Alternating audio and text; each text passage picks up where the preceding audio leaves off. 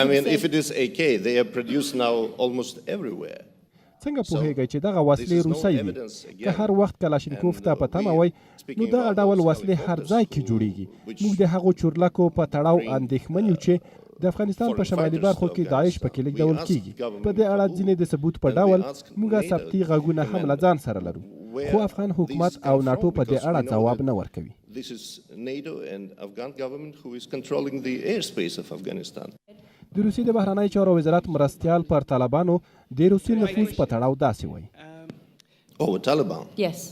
Oh, I don't think we don't. طالبان فکر نه کوي چې موږ پرې نفوذ لرو. موږ د افغانستان حالاتو په تړاو له څو کلونو راهیسې اندېښمن یو، خو موږ د افغان حکومت او طالبانو ترمنځ د مخامخ خبرو اترو ته چمتو یو. د طالبانو سره د روسیې مرستو په اړه هیڅ شواهد نشته. دغه روسي ډیپلوماټ له طالبانو سره د روسیې تماس تاییدوي او وایي چې دغه تماس په افغانستان کې د روسیې وګړو د امنیت خوندیتوب او د سولې خبرو اترو ته د طالبانو راوستل.